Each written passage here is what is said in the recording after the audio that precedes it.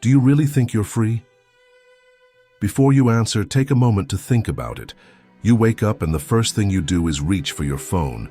You start scrolling, news, notifications, videos, searching for something new, something to distract you from the emptiness of the morning. Then maybe a cup of coffee, a quick dose of dopamine to kickstart your brain. On your way to work or college, you're already plugged into something. Music, podcasts, social media, notifications buzzing one after the other. And when you finally have a moment of silence, no screens, no noise, what happens? A discomfort arises, doesn't it? A strange, uneasy feeling, like an emptiness that's begging to be filled. So instinctively you reach for another distraction, another quick fix, another hit of pleasure. But have you ever stopped to ask yourself why? Why is it that silence feels so foreign, so unnerving? Why do we feel the need to constantly flood our minds with external stimuli? The problem isn't pleasure itself. Pleasure is natural, an evolutionary tool designed to keep us alive and motivated. But what happens when pleasure stops being a tool and becomes a trap? When the need to constantly feel good turns into a prison, chaining you to an endless cycle of gratification without meaning. The modern world is obsessed with pleasure. Social media, streaming services, fast fashion, instant shopping, all designed to give you a fleeting sense of happiness, only to leave you craving more the moment it fades. The real danger, it's not that we're being forced to consume pleasure, it's that we're voluntarily surrendering to it. We're becoming addicted to distraction, dependent on the next hit of stimulation to make us feel alive. We're chasing happiness like it's something that can be bought, clicked, or consumed. Arthur Schopenhauer, a philosopher who dared to confront the darker truths of human existence, saw this coming. To him, life itself is rooted in suffering, and pleasure, no matter how enticing, is never a permanent escape. In fact, the more we chase it, the deeper our dissatisfaction grows. But here's the unsettling thought. What if your relentless pursuit of pleasure isn't setting you free at all? What if it's slowly turning you into a willing slave, captive to your own cravings, numb to real purpose, disconnected from your true self? In this video, we're going to explore why modern society conditions you to seek pleasure as a form of control, and how this dependency might be transforming you into something you never intended, a voluntary slave to your own desires. If you believe you're truly in control of your mind, keep watching, because maybe, just maybe, you're about to discover that you never really were. Have you ever stopped to question why so many people are constantly chasing pleasure? Whether it's through social media, binge-watching shows, mindless scrolling, or the relentless pursuit of the next big purchase. It's almost as if modern society has designed life to be one long quest for the next hit of dopamine. We live in a world where pleasure is no longer a reward, it's an expectation. The moment boredom creeps in, we instinctively reach for our phones, our distractions, our escape routes. It's as if silence itself has become the enemy, something to be drowned out rather than faced. But have you ever wondered why that is? Why do we feel so uneasy when left alone with our own thoughts? The truth is, pleasure has become a trap. It's not just the substance of pleasure that hooks us, it's the constant need to maintain it. We've been conditioned to fear emptiness, to see boredom as a failure rather than an opportunity. And so we fill every gap with noise, every quiet moment with consumption. In the past, pleasure was something that came after effort, a well-deserved break after hard work, a celebration after an accomplishment. But today, it's instant, constant, and often meaningless. We are no longer willing to endure discomfort because society has taught us that we shouldn't have to. But this obsession with pleasure doesn't come without a cost. When pleasure becomes our primary pursuit, it doesn't just diminish our ability to think critically. It also weakens our sense of self. We become passive consumers rather than active creators of meaning. Social media, entertainment, and consumerism have collectively shaped a mindset where distraction is not just common, it's essential. We've become dependent on these fleeting joys, and in doing so, we've sacrificed something crucial: our autonomy. You wake up in the morning and immediately check your phone. Notifications flood your screen. Messages, news, updates. Before you've even processed your own thoughts, the world has already decided your mood for you. You're not actively living, you're reacting. And that's the trap. When we live only for pleasure, we are no longer the masters of our own minds. We give away our freedom bit by bit, day by day, choosing comfort over challenge, validation over introspection. But here's the paradox. The more we chase pleasure, the less we actually feel fulfilled. Because deep down, we know that real satisfaction doesn't come from temporary distractions. It comes from engaging with life on a deeper level, from struggle, from growth, from facing the parts of ourselves that we usually drown in noise. If you're feeling lost, stuck, or constantly restless, maybe it's not because life is harder than it used to be. Maybe it's because we've forgotten how to sit with discomfort. We've lost the skill of simply being, and in its place, we've built a fortress of distractions. But what if we dared to break free from this trap? What if we started by questioning our relationship with pleasure itself? And that's where the wisdom of Arthur Schopenhauer comes in, a philosopher who wasn't afraid to confront the raw truth of human suffering and the illusory nature of pleasure. In the next chapter, we'll dive into his perspective and see why he believed that our obsession with fleeting joy is actually at the core of human dissatisfaction. Arthur Schopenhauer didn't see human life through rose-colored glasses. He wasn't interested in sugarcoating the human condition or offering comforting illusions. Instead, he stared directly into the abyss and dared to ask the uncomfortable question: why are we so endlessly dissatisfied? To Schopenhauer, life itself is rooted in suffering. Our very existence is marked by an insatiable desire, a relentless drive that pushes us to constantly seek more. More pleasure, more comfort, more validation. It's not just that we want these things, we need them. They've become embedded in the very fabric of our daily lives. But here's the tragic irony. Every time we fulfill a desire, the satisfaction is fleeting. It's as if we're drinking salt water to quench our thirst. The pleasure we seek so desperately never truly satiates us. Instead, it only makes us thirstier. Schopenhauer described life as a pendulum swinging between pain and boredom. When we lack what we desire, we feel pain, an aching void that gnaws at our sense of contentment. But once we acquire it, the novelty fades, and we're left with a new problem: boredom. The thrill is gone, and we're back to square one, searching for the next source of pleasure to fill the void. Think about it. How many times have you chased after something, an achievement, a relationship, a material possession, only to find that once you had it, the excitement quickly wore off? You're left wondering why it didn't feel as fulfilling as you imagined. And soon enough, your mind has moved on to the next pursuit. Schopenhauer called this the will to live, an irrational, ceaseless force that drives all living beings. It's not guided by reason or purpose. It's purely instinctual, a constant hunger for more. And it's precisely this drive that keeps us trapped in a cycle of desire and suffering. Modern society amplifies this cycle.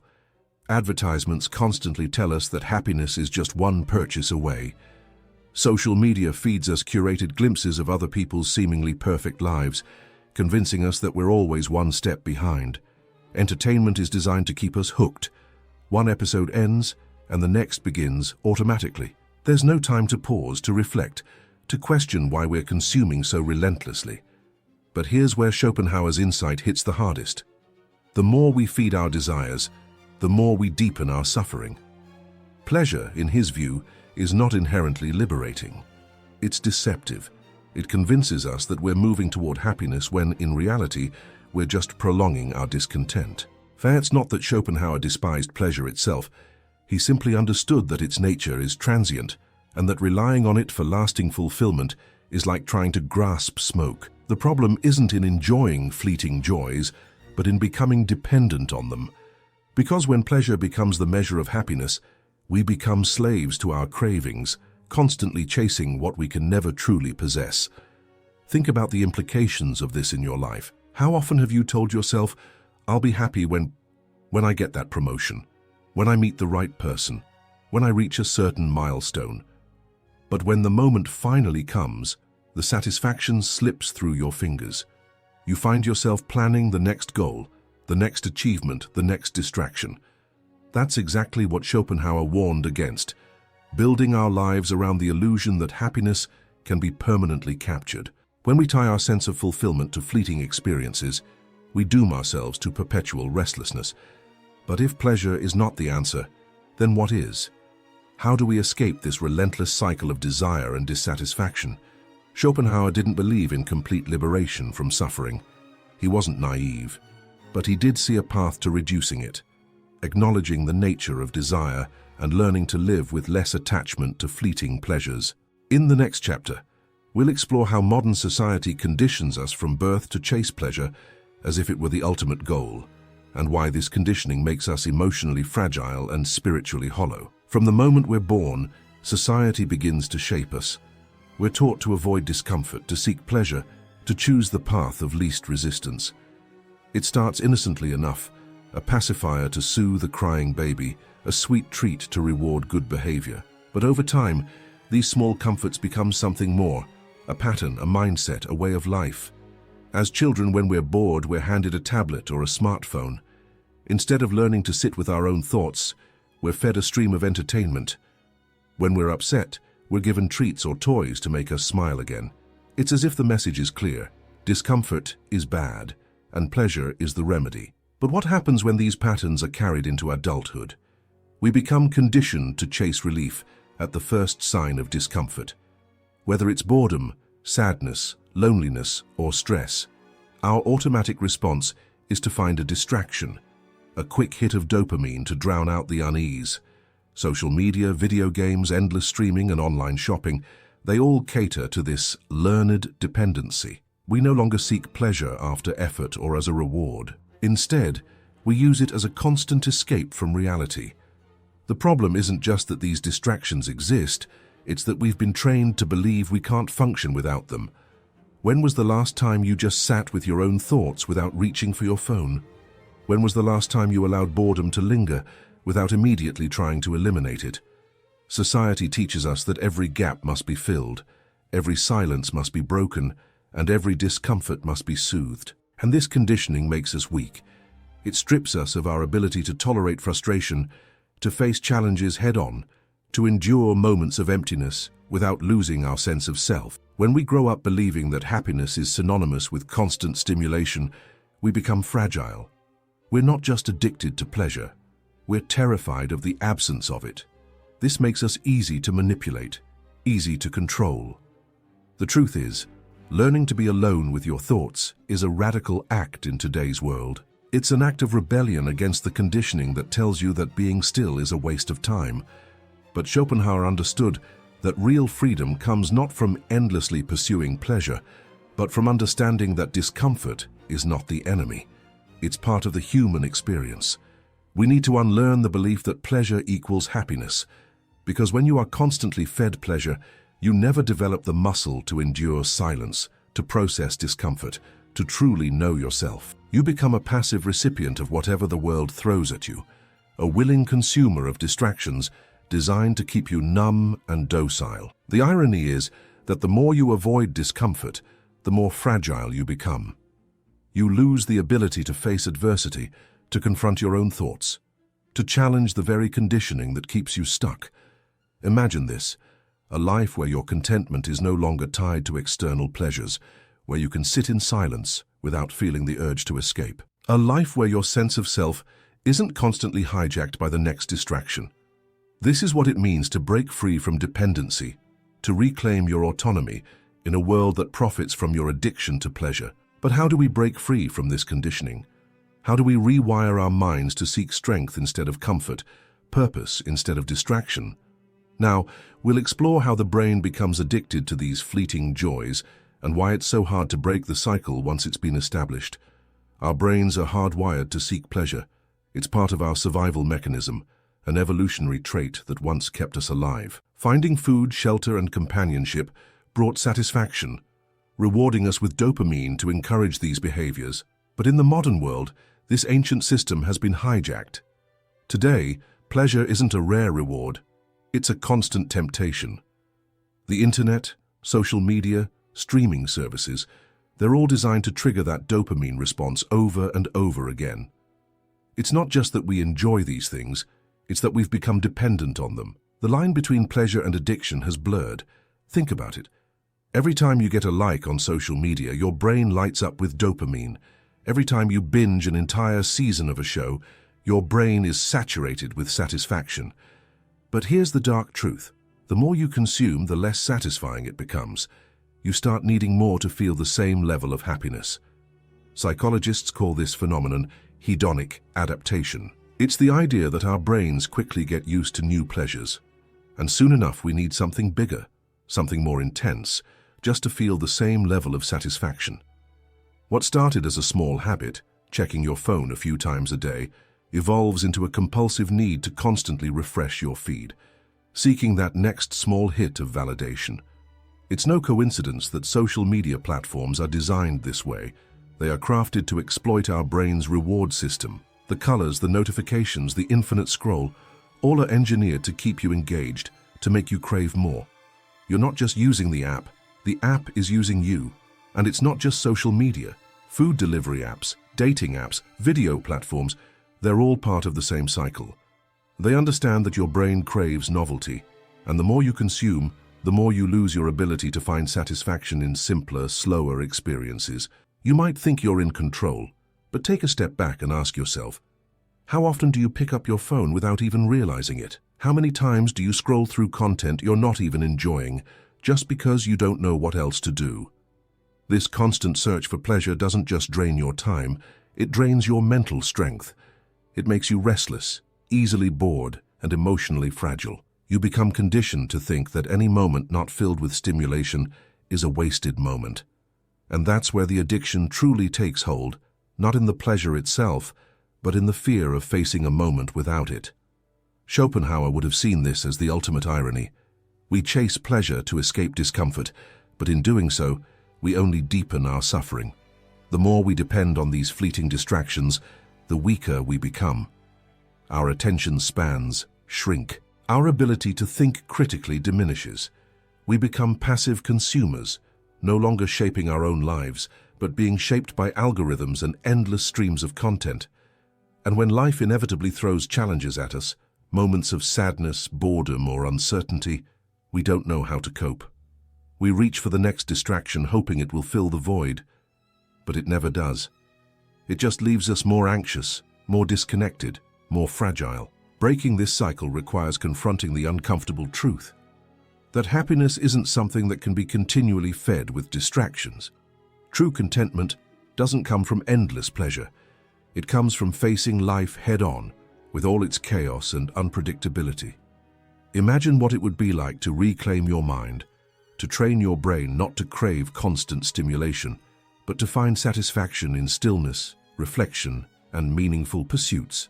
Imagine no longer being a slave to notifications, no longer pulled in 1,000 directions by algorithms designed to exploit your deepest instincts.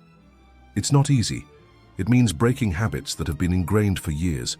It means learning to tolerate boredom, to sit with discomfort, to resist the urge to constantly distract yourself. But it's possible, and it's the first step toward reclaiming your autonomy. Let's explore how to replace the fleeting highs of instant gratification with something deeper. Purpose. We'll see why the pursuit of meaning builds resilience, and why choosing purpose over pleasure is the key to true freedom. If there's one truth that Schopenhauer would want us to grasp, it's this: pleasure is fleeting, but purpose is enduring. In a world that constantly tempts us with quick fixes and instant gratification, the real challenge is to seek something deeper, something that lasts beyond the momentary rush of dopamine. But why purpose? Why not just chase what makes us feel good? The answer is simple yet profound. Purpose gives structure to our lives. It grounds us, giving us a reason to endure hardship, to face discomfort, to grow. Pleasure, on the other hand, is like a mirage, beautiful from a distance but hollow when you get close. Think of the most satisfying moments in your life. Were they when you mindlessly scrolled through social media for hours? Or were they when you pushed through something difficult, finishing a project, building a skill, overcoming a personal challenge? Real fulfillment doesn't come easy. It demands effort, persistence, and a willingness to embrace struggle. The pursuit of purpose is what separates those who live deliberately from those who merely exist. It's not that pleasure is inherently wrong, it's that when pleasure becomes the primary goal, we lose our way. We end up feeling empty, despite being constantly entertained. Imagine a ship lost at sea, drifting wherever the waves take it. That's what life without purpose feels like, being carried from one fleeting joy to the next, without a clear direction. Now imagine the same ship with a compass and a destination. The waves may still come, the storms may still rage, but the ship stays its course. That's the power of purpose. It doesn't eliminate struggle, but it makes struggle meaningful. Purpose forces you to think long-term. Instead of asking, "What will make me feel good right now?" you start asking, "What will move me closer to the person I want to become?" It's a mindset shift that transforms how you approach life. Schopenhauer would argue that without purpose, we become puppets of our desires, constantly pulled in every direction, never truly at peace.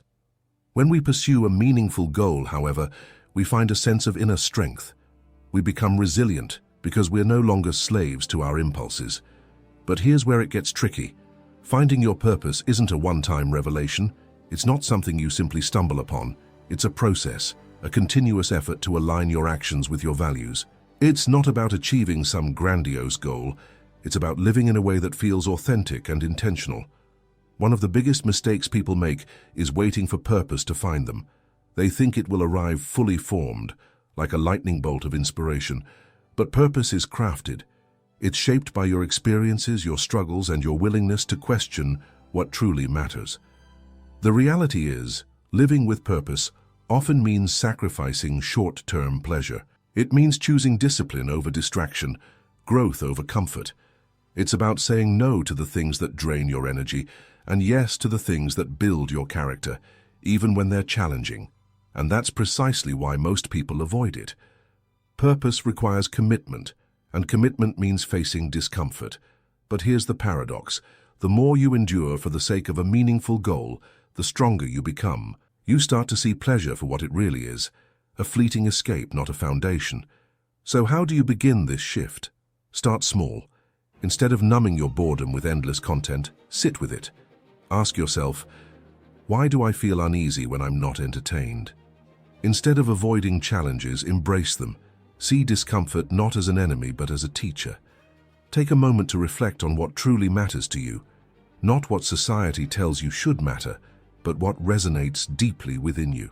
Write it down. Make it tangible. Let it guide your decisions, your habits, your routines. You don't have to abandon all pleasure. Enjoying life is part of being human, but when pleasure becomes a substitute for purpose, that's when it consumes you. Balance is the key. Knowing when to indulge and when to say, "This isn't serving me." Purpose builds resilience because it gives pain a context. Instead of seeing struggle as something to avoid, you see it as part of the process, an integral step toward becoming who you're meant to be. But understanding the problem is one thing. Breaking free from it is another. You may recognize that your pursuit of pleasure has become a trap. You may even acknowledge that you've been conditioned to seek distraction instead of purpose. But how do you actually change? How do you break the cycle that's been hardwired into your brain for years? The first step is self-awareness. You can't change what you're not willing to confront. Start by identifying your habits, the small automatic actions that keep you stuck. How often do you reach for your phone without thinking? How often do you fill every quiet moment with noise? Awareness is the foundation. If you don't know what your triggers are, you'll keep falling into the same patterns. Take note of the moments when you feel the urge to distract yourself. Is it boredom, anxiety, restlessness? Recognize the feeling without trying to escape it. It might sound simple, but it's incredibly powerful. By naming your triggers, you start to take back control. Next comes discipline. It's not enough to recognize your habits. You have to actively challenge them. Start small. Instead of spending the first 30 minutes of your day scrolling through your phone, replace that time with something intentional. Journaling, stretching, meditating. You'll notice that starting your day with purpose sets a tone that lingers. It's also crucial to set boundaries with technology. Your devices are designed to keep you hooked, but you have the power to limit their control. Set app timers. Move your phone out of reach when you're working. Create pockets of time where you intentionally disconnect from screens. At first, you might feel restless, even anxious. That's normal. Your brain is used to constant stimulation, and detoxing from that cycle is uncomfortable. But discomfort is part of growth. Challenge yourself to embrace silence. Take a walk without headphones. Sit in a room without reaching for a device. Let your mind wander without judgment. It might feel strange at first, almost like you're missing out. But what you're actually doing is reclaiming your mental space. You're learning to be present without distraction. Remember, boredom isn't a curse. It's a gateway to creativity. Some of the most profound ideas arise when your mind has room to breathe. Instead of immediately numbing that space, explore it. Let your thoughts flow without interference. Another key step is to reconnect with your values. Pleasure-driven habits often form because we lose sight of what truly matters. Ask yourself, what do I actually want from my life? Not what society says I should want, but what genuinely resonates with me. Write it down, make it real, and then align your daily actions with those values. If your goal is to build resilience, choose activities that challenge you. If you want to cultivate calm, practice mindfulness. If your purpose is to grow intellectually, read books that provoke thought instead of scrolling through shallow content. Breaking the cycle also means building mental resilience. Practice enduring small discomforts instead of always seeking relief. If you're working on a project and feel the urge to check your phone, don't. Sit with that urge. Notice how fleeting it actually is. The more you practice resisting impulsive distractions, the stronger your focus becomes. And remember, this process isn't about perfection. You will have days when you fall back into old habits. Don't let guilt consume you. Recognize the slip, understand why it happened, and move forward with intention. Progress is not linear. It's made up of small victories and setbacks. Ultimately, breaking free from the pleasure trap means redefining what happiness looks like. Instead of fleeting dopamine hits, aim for deep, sustained fulfillment. Instead of passive consumption, choose active creation. Instead of avoiding discomfort, learn to navigate it. You might wonder, why go through all this effort? Why not just stay comfortable? The answer is simple, because you're not truly happy this way. Instant gratification feels good in the moment, but it leaves you feeling empty afterward. Building a life of purpose, however, brings a kind of contentment that doesn't fade when the screen goes dark. Imagine looking back on your life, knowing you didn't just float from one distraction to the next, but that you took control, shaped your habits, and built a foundation of resilience. That's not just a different way of living, it's a more authentic way of being. So here we are at the crossroads between pleasure and purpose. We've explored how modern society conditions you to chase distractions, how your brain becomes addicted to fleeting highs, and how this relentless pursuit of pleasure can quietly consume your life. We've seen how Schopenhauer's philosophy cuts through the illusion that pleasure is not the problem, it's our dependency on it. The real issue is not enjoying life's small joys, but letting those fleeting moments define our entire existence. The truth is, living with purpose is not easy. It's not about being perfect or never indulging. It's about making conscious choices instead of reacting on autopilot. It's about building resilience, choosing long-term fulfillment over short-term gratification, and daring to confront the discomfort that modern life teaches us to avoid. Purpose is not something you passively wait for, it's something you actively build. It's a mindset, a practice, a commitment to living with intention. And yes, it means breaking free from the comfort of distractions. It means looking beyond the quick dopamine hits and asking yourself, what kind of life do I really want to live? It's time to take control, not just of your habits, but of your mindset. Challenge yourself to sit with silence, to let boredom be a space for reflection rather than a trigger for mindless scrolling. Start small. Replace one habit at a time. Create moments of stillness and gradually rewire your brain to value depth over distraction. Imagine a life where your actions align with your values, where you are not constantly pulled in 1,000 directions by algorithms designed to consume your time and attention. Imagine a life where you are not just existing, but actively shaping your reality. It's not about rejecting pleasure, it's about refusing to be controlled by it. When you choose purpose, you choose freedom. Freedom from the endless cycle of wanting more, from the fear of stillness, from the anxiety that comes when the screen goes dark. If you're ready to take that step, start today. Don't wait for the perfect moment. Create it. Start by questioning your habits, reshaping your routines, and choosing purpose over passive consumption. And if this video made you rethink your relationship with pleasure, consider subscribing. Here we don't just discuss ideas, we challenge the very way we live. Let's keep exploring, reflecting, and pushing beyond the surface together, because the path to freedom doesn't begin with indulgence, it begins with intention. And the more you choose purpose, the stronger you become. Thanks for watching. Now go live with intention.